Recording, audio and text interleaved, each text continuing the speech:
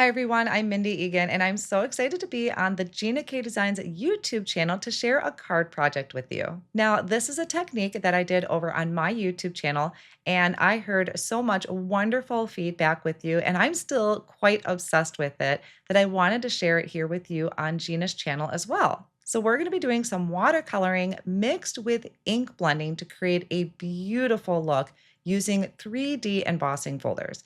Now, even though I do have a particular embossing folder that I'm going to be using, you can use this technique with any of your embossing folders and your layering stencils or your coloring stencils. So let's jump down and take a look at the supplies that I'm using today. So I gathered up the supplies that I plan on using today. I do have an example that I kind of did ahead of time to make sure that this technique worked for the idea that I had in mind.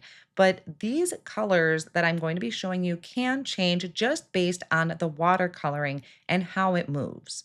So first off, the thing that I'm going to be using, or the embossing folder, is the Fancy Dogwood Blooms. It is a 3D embossing folder. It does have a die to cut out if you want to do individual flowers, but it also has the coloring stencil. So that is an important piece for me, is that I want to make sure whatever 3D embossing folder I'm using also has a coloring stencil with it. This is out of the Sweet Celebrations card kit, but will be available for purchase individually at a later date. But again, keep in mind this technique can be used with any of your 3D embossing folders that has a coloring stencil. I'm also going to be using a grip mat. Now I have both the double background 1 and double background 2. These are two options that are available. This is going to hold my cardstock in place when I do my ink blending. I have some watercolors here, and again, you can use whatever watercolors that you may have already in your stash. The ones that I am using today are from Altenew. I have them already swatched out.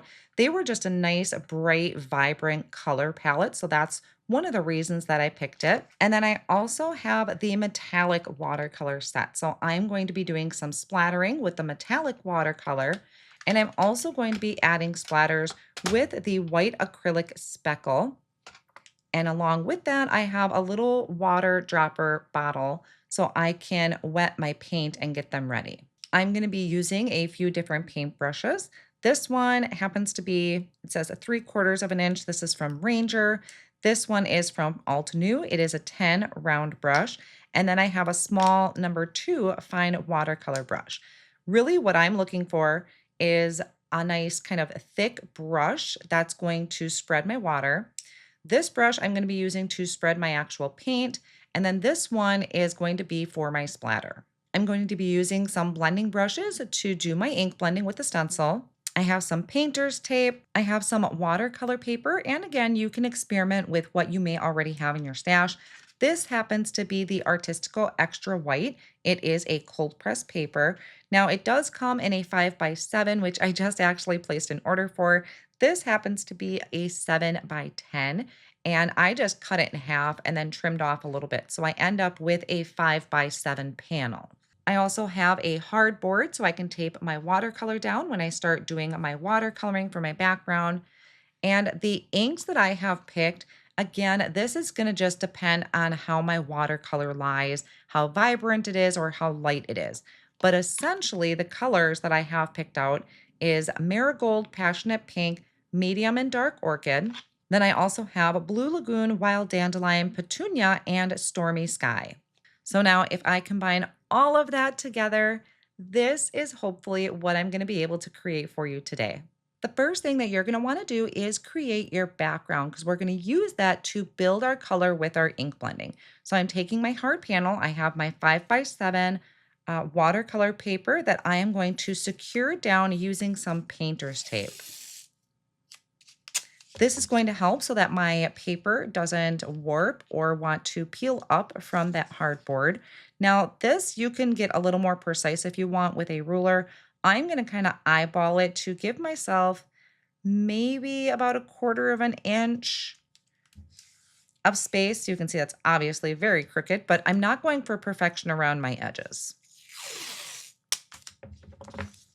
So I will do this all the way around, where I'm just going to have that little bit of a border and making sure that the paper is secured down. Oop, that ain't going to work. Painter's tape, I do find holds really well to prevent my paper from warping and also does not rip my paper, which I will show you a little trick on how you can do that.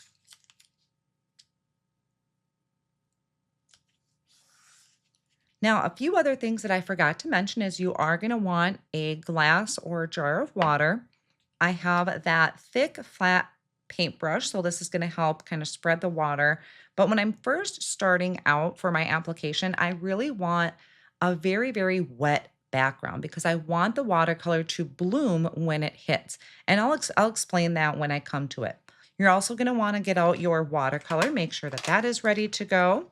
So here I'm getting that out, kind of taking a look at my swatch. So I swatched these in the order that they are right now in the tray. So I know what each color is. Of course, I didn't swatch white because that wouldn't have shown up, but I want to go for a rainbow look. I will show you my original card at the end of the video, but I wanted to try a rainbow for this. So I'm probably going to pick some pinks, maybe some yellows, throw in a little bit of blue and purple. Now, some of the colors I might skip, like green, I'm probably not going to add because when the blue and the yellow mix, it's going to give me a green variation.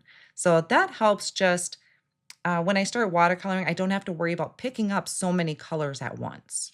And just to mention too, one of the reasons that I have this actually taped to a board and not my actual desk is I want to be able to pick this up because once the watercolor hits that wetness of the paper, I want to be able to pick it up and move it. And I really just kind of work with how the colors are moving. So this may not come out exactly like the example that I shared, but that's kind of the beauty of watercoloring. So we're going to start. The easiest thing I have found, instead of going with a paintbrush right away, is I'm going to use a spritz bottle full of water, and I'm just going to spray that whole panel with water. I want it really, really saturated. Then I can kind of just move that around a little bit. So I have a lot of water on here. Now, some watercolor artists might say I use too much, but this is just what worked for me. I am not a watercolor artist. I just like experimenting. Now I'm going to take that number 10 brush and I'm going to start picking up my color. I really want that wet. And then I'm going to start just dropping that onto the background. So see, this is a bloom. That much I know. And I want kind of those watercolor edges. I don't want it to be perfect. I'm also going to go ahead and get my finger kind of underneath here so I can start moving it around. Rinse off my brush.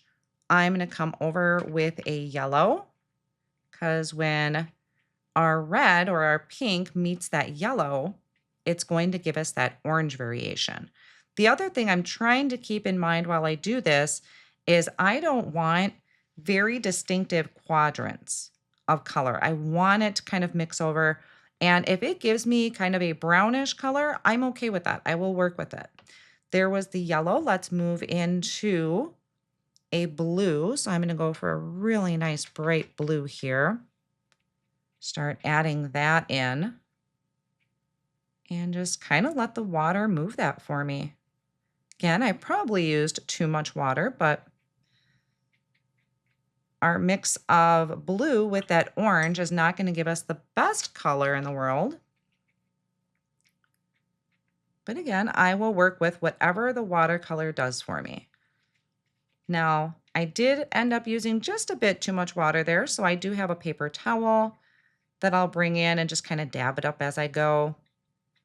It's all just really in playing around. You could sit and just create watercolor backgrounds all day and use them on future projects. Now I'm going to bring in a purple over here to complete our rainbow. Again, move my palette around. Dab up a little bit of that there.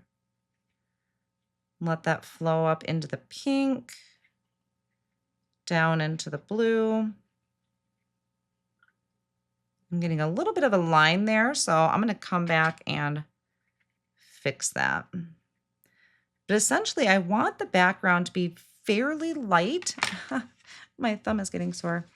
I want the background to be fairly light because I want to be able to bring some vibrant colors over the top. So I'll show you something else that I tend to do on occasion. See, that harsh line is kind of messing with my colors. I'm okay dabbing that up because that's probably going to be where my flower is. So let's add just a dab more of the blue. Just a little bit there. So now what I'll do, probably overkill, but I'm going to come in and spritz it again and just start moving the board around, letting the colors do their wish-washy thing. See, I love those streaks. I love what that does. Just kind of pick up some of the pooling of that. Let it work its way down. So this is why you want your board to be able to, you want something that you can pick up and move. I've also used my Misty, so you can use a Misty to tape this down.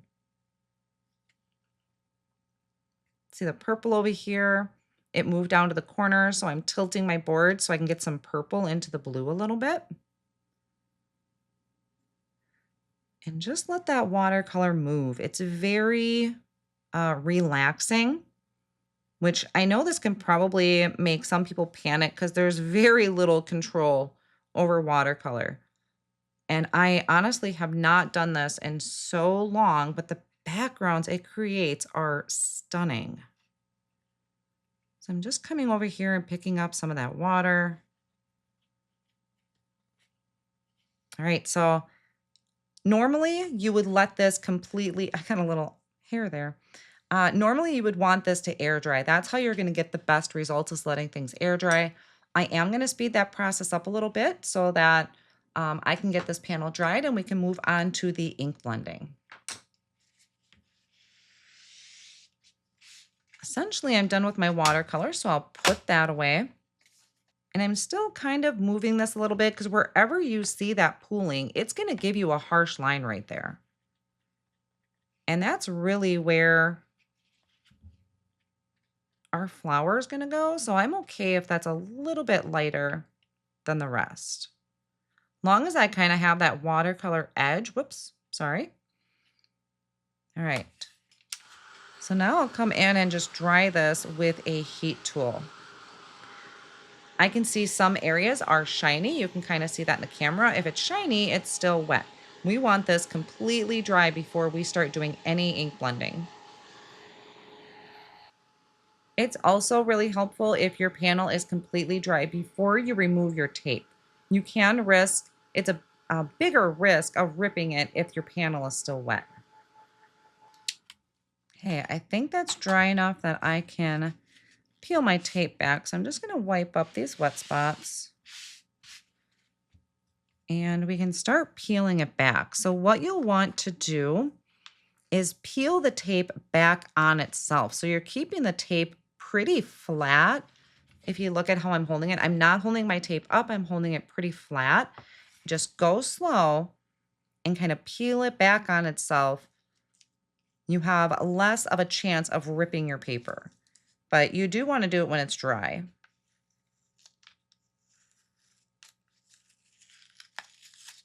And do this one up here. Try and go in the order that I did it in. And even if I did rip it, I started with a large enough panel that I can cut it down. But a lot of times what ends up happening is I like the border that it leaves. So I end up using the whole panel.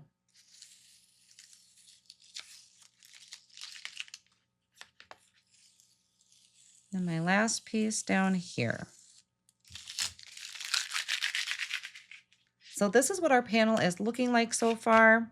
Those little hairs that I saw earlier, I can just wipe away. So I'm going to continue to dry this and I'm going to clean up my water and then we'll start working on the ink blending. Now, another thing you can do to help dry your panel a little bit quicker is if you have the Gina K Designs fuse foiling system out on your desk, if it has its own little home, you could actually put this inside of the carrier sheet and run this through your fuse foiling system because it will help flatten it and it's applying heat, so it'll help dry the panel. So that's another option if you have that already out on your desk. So you can see I do have a little bit of warping. I can actually feel that it's a little cool to the touch in some of these areas. So to me, that means it's not completely dry yet. So I'm going to hit this again with my heat tool, and then we'll get ready to do our ink blending. Okay, I lied. We need to do our embossing first. So I am grabbing my embossing folder. I have my cardstock here. So obviously I cut my panel is pretty big. This is 5x7. Your embossing folder is not a 5x7. If you want to trim your watercolor paper to the size for this, you absolutely can. I like to just give myself extra room. So what I'm going to do is figure out which way I want this to go to emboss. So this is the raised side of the embossing folder. You can see that your flower here is raised up. It's going to push into the cardstock. So pick whatever end that you want to place in here. I'm going to do the pink towards the top. So trying to keep in that rainbow order. I'm going to put it flush up against that binding up there, and I'm going to try and center it on the panel. So I have a pretty good disbursement of color. I'm hitting the blue, I'm hitting the pink and the purples. Looks like I got pretty heavy right there with color. I didn't disperse that last application very well, but we're going to make that work. So you can go ahead, close your embossing folder, and I'm going to bring in my intricate die cut machine to do my embossing. So my settings are going to be the letter 2D, and then I have mine over here. It is at loosen. I have it on loose and I have it on number 2, but do what works best for you and your machine. Then I'm going to grab just my platform, take my embossing folder. I'm going to tilt it a little bit so that hard end of the embossing folder is not hitting the machine at full force. I'm going to tilt it a little bit, and then I'm going to run this through.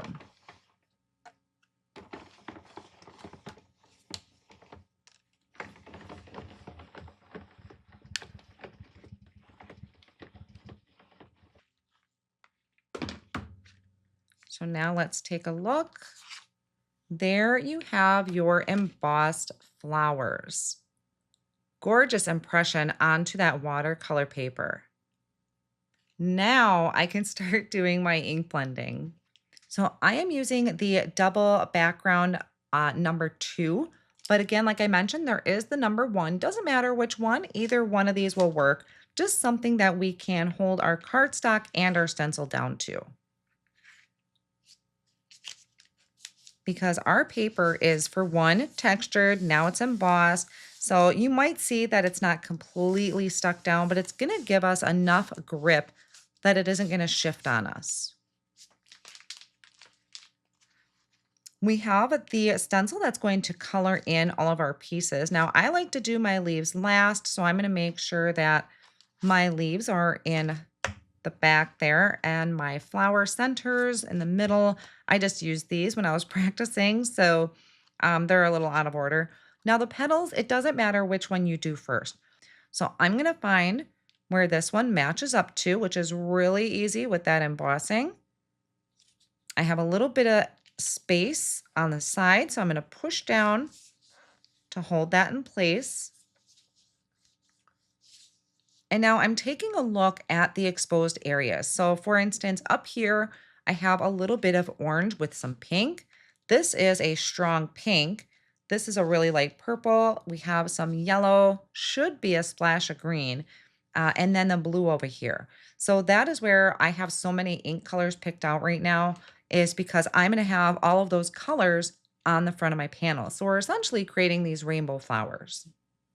So this is also very much an experimental process. I'm going to start with Wild Dandelion. We're going to see how strong of a color that is compared to what's already down there for watercoloring. But this is going to give you pretty much a roadmap of what color to use for each petal.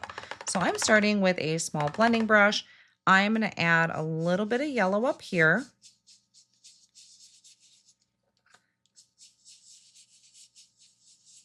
I'm going to save that for some pink. I'm going to add a little bit of yellow to this one because we have just a hint of yellow over there. So just a nice soft application. You can always come back and intensify it later. So I'm done with the yellow for the most part there. Then I'm going to come in with some Passionate Pink. I do have Petunia ready in the wing if I want to brighten it up. But I'm going to come in with the Passionate Pink.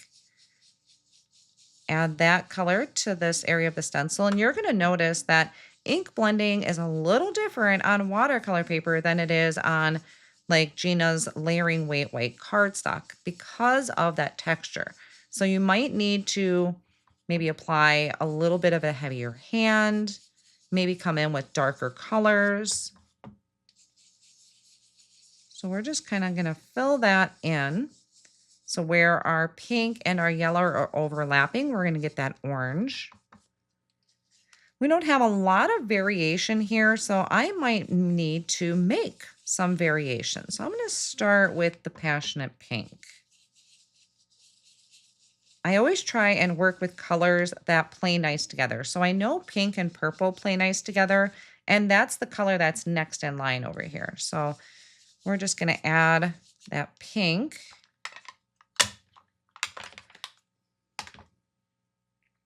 Let's come back over here, do some blue. I have some blue Lagoon. This might be where my desk starts getting pretty messy with colors. So we'll add blue Lagoon. I might bring the purple up to that one too. We'll blend it up into that yellow. Gives us a nice little shot of green there.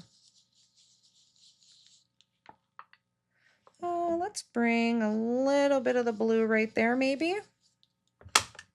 Like I said, it's kind of just experimenting. Now I think I'm going to jump right into the Dark Orchid here. Dark Orchid kind of has a pinky tone to it, which I think works well with the Passionate Pink. We could always bring in Lilac if we wanted more of that purple punch, which I might do. But up here, I can bring that purple into the pink. So those play nice together. I can maybe also just throw a little bit over there on the blue.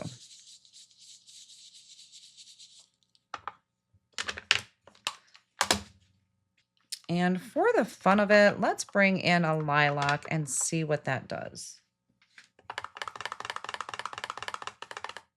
See, things never come out the exact same when you try and do it again, just because of how those colors line up. Oh, look at that. That is a beautiful combination. You just want to make sure, like I said, you're using colors that play well together. You want, you know, your orchids and lilacs play well with the blues. Your orchids and lilacs will play nice with the pinks, but I would stay away from the yellow and oranges. So I'm leaving all that out on my desk because we're going to be using it again. So that is just one layer. See, now look how that is popping from the background, and yet it still kind of matches the background because we have the pink with the pink back there. Now we're going to bring in that next set of stencils to do the rest of the flowers. And this is where I was mentioning we have just one set for each of the petals. If you had a layering stencil, it might add multiple layers to each petal. But for this, you can do the layering with colors instead. I'm not doing that today. I do that in lots of my videos. Today, I'm just adding straight color, but it's the variation of color in the rainbow that is really making this stand out. So now again, I'm analyzing the card from the top working down. I know that my pinks are at the top. We have a bit of yellow here that I can mix with orange. But as we get here, it gets a little harder, which is actually fine. This is the lighter area, so I have more wiggle room. It's not as defined. I can do some pinks and purples. We could maybe even throw in some yellow over here. And then this would be focused more on the blues and purples. So start at the top. Let's bring that passionate pink back in.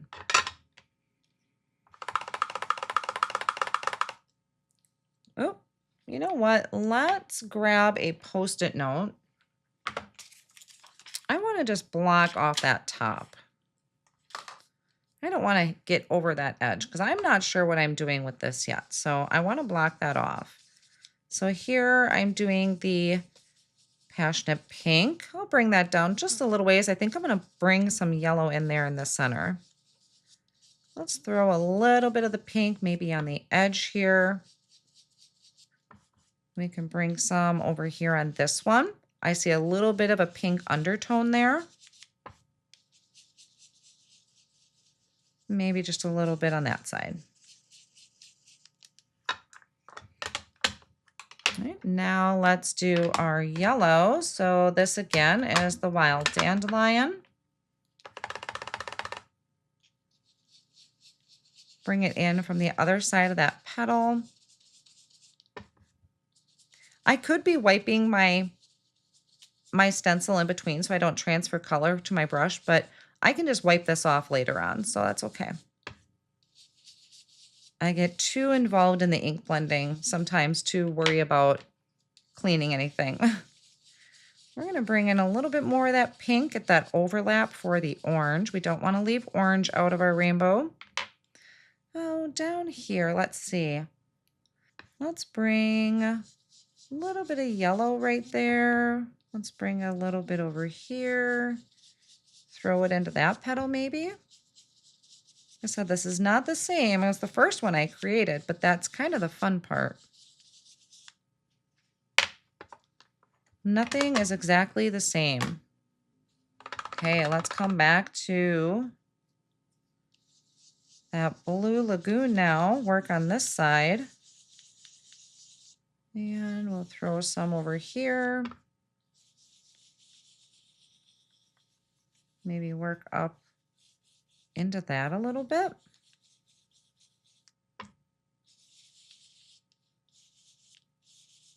Okay. And let's move into the orchid. Oh, why am I doing that? So we'll add orchid to the rest of these and then throw in some of the lilac. So see the difference? We have kind of that pinky purple here. Let's throw a little bit right there. It's kind of like cooking if you're a cook. A dab of this, a dash of that. Taste test it to see how it feels, how it looks. Come back in, throw another dash of something else.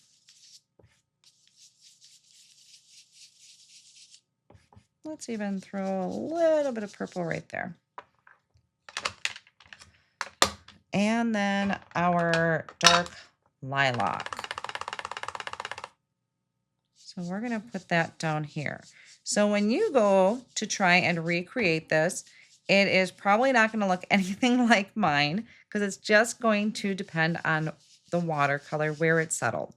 But at least this should give you a base of how to start it. Read your panel, pay attention to where the colors are and what colors work well together.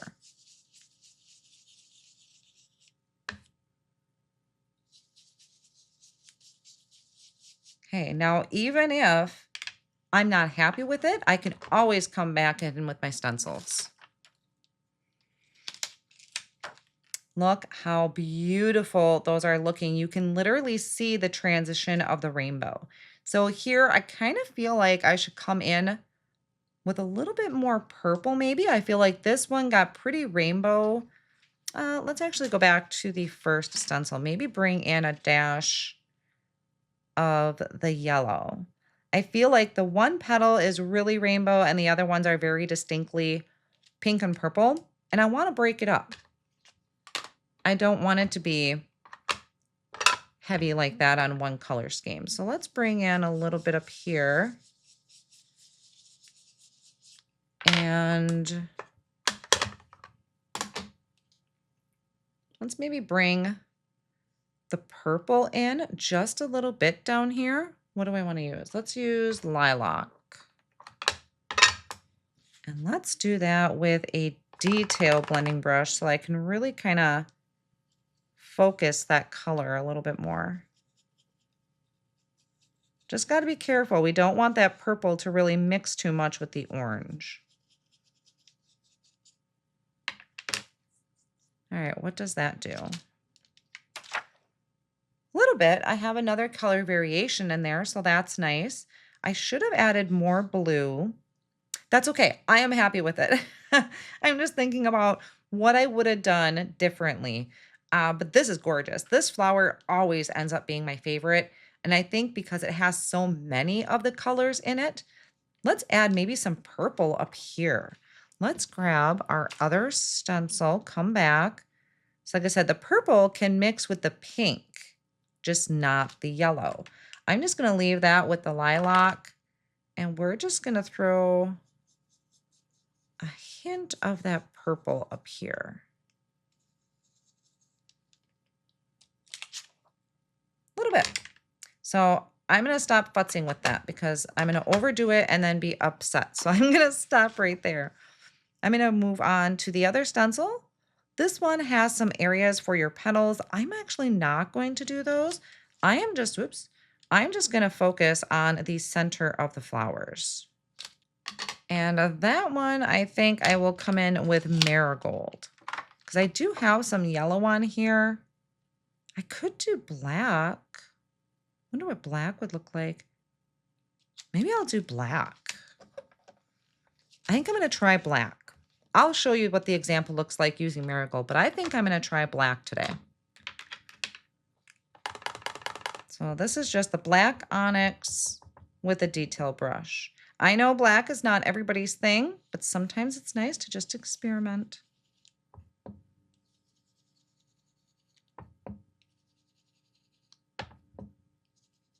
And just missing those other areas because I don't want to do those. Oh, very nice. I do really like that black there. Okay, now we have the leaves. So I have a very unique idea for the leaves. And I'll explain why, because I did it on my previous example. But I did the leaves, and I'm going to do the leaves in the same rainbow kind of color scheme. So we're going to start off with that. So I lined up all of my leaves here. We're going to put the black away. And we can start working on, again, that color roadmap that it gave us. So you can see we have some pink, light pink, yellow. Yellow we know we can mix into some oranges. Blue, this kind of goes pinky purple. So that's your color roadmap. So I'm just going to come in and add a little bit of my pinks here. A little bit down there. Maybe even a little bit over here. Then we can come in with the wild dandelion. Add that into our leaves that definitely show the yellow. Might even bring that pink up a little bit more. Okay, and let's go down here to our blue. Add that to these little leaves down here. We're going to throw some. I remember saying that the blue would look really pretty over here with the purple. Let's just go ahead and color that whole thing in. Maybe throw a little bit of blue up top. And let's wipe some of this yellow away. We can add yellow, or we can add blue to those yellow areas, and that will give us a form of green because we don't really have a lot of green in here. So that'll be a nice variation. Then I can bring in the dark orchid. So we're going to come in on that side of the panel that has the purple. I'm gonna add it over here too. Let's bring it right here. I usually don't peek. I like it to be a complete surprise when I reveal my stencil.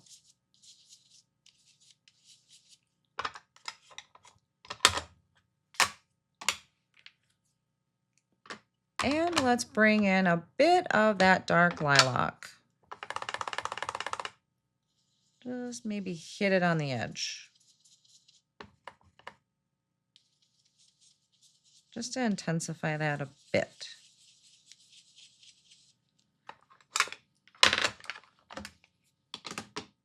Okay, so we can see how this looks.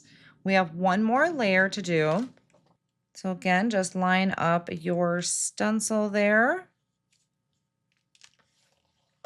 I always kind of have my hand, if you notice, on the stencil holding it in place because there isn't a lot to grip this to, and watercolor paper is thick. So you can see my stencil's kind of bubbling up a little bit because my watercolor paper is pushing it up.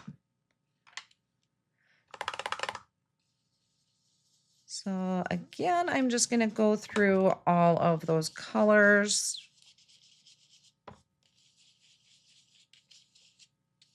Mixing and matching those variations. Get our yellow in there.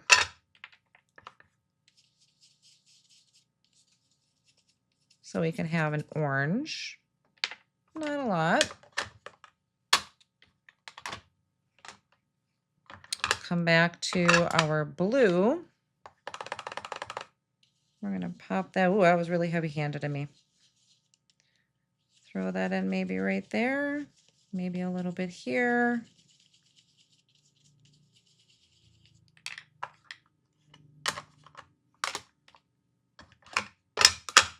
Into our orchid.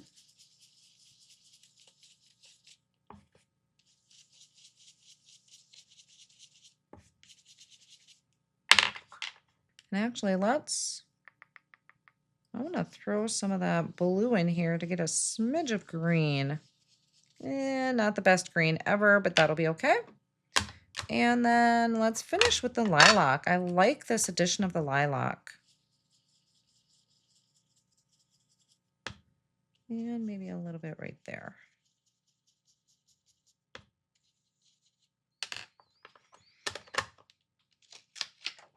Okay, so that is how we are looking so far. Now, it's gorgeous like this. You can absolutely leave it like this. One thing, oh, I didn't mask off down here.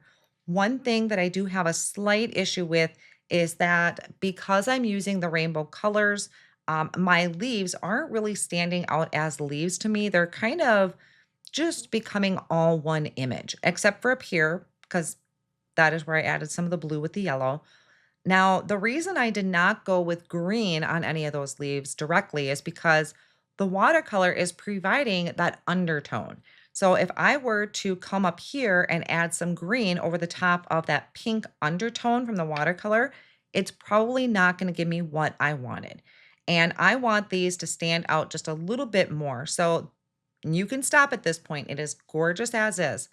What I like to experiment with is coming back over the top. I'm going to clean my stencils really quick off screen and I'll show you exactly what I mean. All right. Now I know I know this is probably going to make some people panic because I did too at first when I did it. And who knows, it might not look good here, but we just don't know unless we try. And I am okay with this being an experimental panel. So what I'm going to do is I am going to bring in Stormy Sky. I am going to add a layer of Stormy Sky over my color. I know that sounds crazy. Let's just see how this goes. This reminds me of an Astro Pop. So I have Stormy Sky. I'm not going to come in super heavy-handed.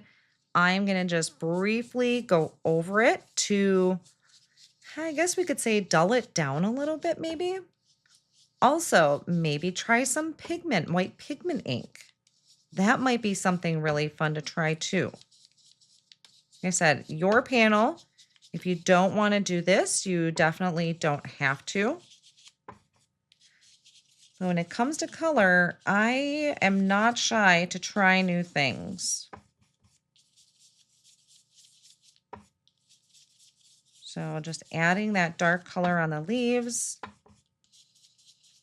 I'm really kind of going over that whole area of the leaves. So I don't know if I want to say I'm tainting it, but it's kind of a shadowy look.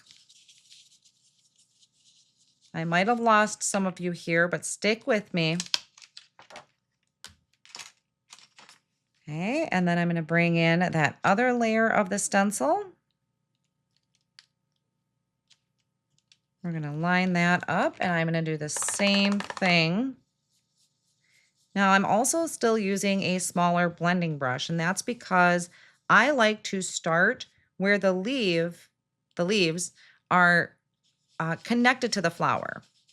So that way, at least I'll have some shading down there if everything else fails. It's always darker when it looks like it's tucked underneath a flower.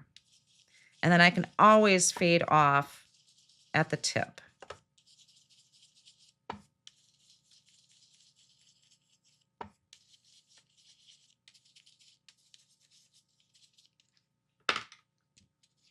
Okay, so there's our leaves. You can see they're, oh, I was way off on that one. That's okay. So essentially, I am live crafting with you all right now. So I am just going with the flow of any mistakes that I make. So I went ahead, I might have to bring in some tape because my edge here does not want to hold down right now. I probably should have cleaned my grip mat before I did this. I'm actually going to use this is my black detail blending brush, but I'm going to use the Stormy Sky, and I'm going to add just a little bit, just a hint of this in the center. The detail blending brush is going to give me the control. Like I said, watercolor paper is just a little different to ink blend on. You're going to notice that it takes a lot of work to get color to lay down.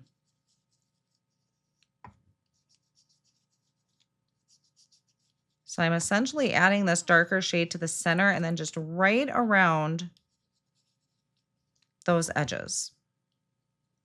I might even come in with the black.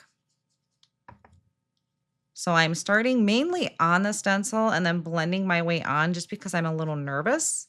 I don't want to apply too much. Yeah, I might move to the black. So I want those centers to pop a little bit. Don't be afraid to try dark colors. I'm just going to finish this with the Stormy Sky, but I think I'm going to come in with the black. Okay, now black can be pretty potent, so very, very carefully. Just blending that on right at the center and right around the outer edge. You don't know if you like something until you try it.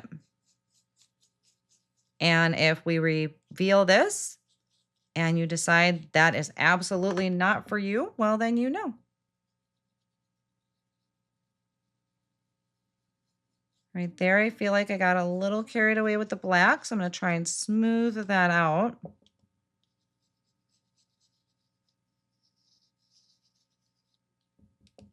And down here. All right, you ready for the reveal?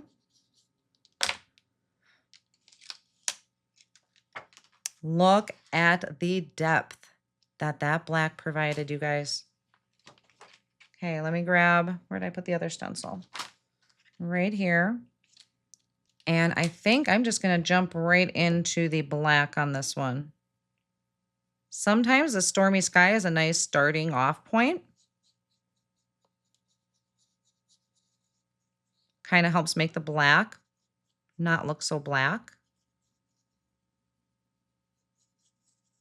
And just gently fade it out.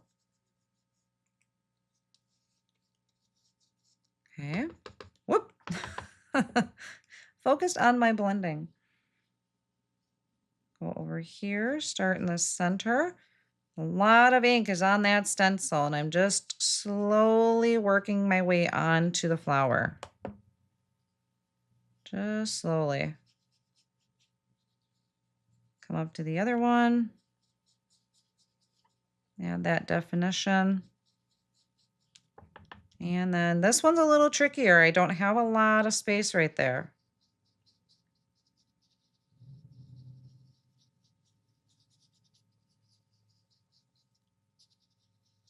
Come around those edges. Oh, got one more over here. And if black makes you nervous, like I said, try the dark gray, try a dark blue, but just be careful when you start mixing blue over some of those colors. All right, I think we're ready. Ready for a big reveal? Here we go.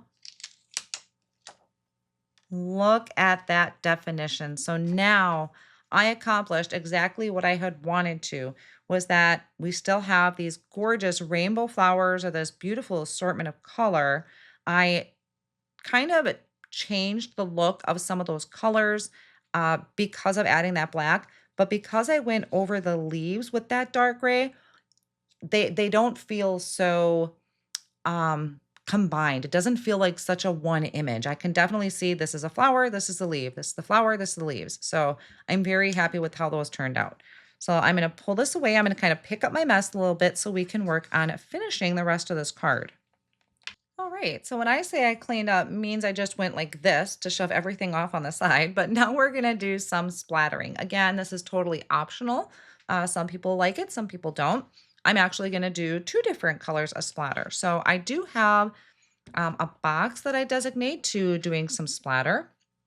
The first thing I'm going to do is grab some metallic splatter. So I'm gonna add some gold to this.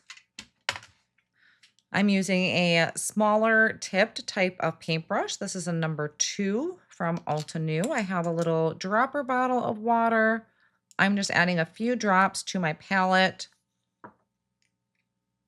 Kind of mix that up, get that flowing, and then I can add this to my background. So just start tapping my paintbrush, adding those specks of gold, which I think just make this so magical. And I always kind of tap off a little bit first. A lot of times the first tap is going to give you the biggest and probably the, I don't want to say the messiest, but it just helps me to tap off. I don't feel like I'm coming in so strong. So that was my gold. Now I have some white acrylic speckles. So you can use white acrylic paint. Anything that you like to use for your white. This one, I need to clean my top. I'm making a mess. I also like to add just a drop or two of water off on the side. Mainly what I use that for is I'll kind of wet my brush and then just mix it slightly. I don't want to overdo the water with the white because I want it to look white. You mix too much water, sometimes it dilutes it. So now I'm coming in with some white splatter. Again, this might look maybe a little too messy, but I really love the pop of white because we have no white right now on this card.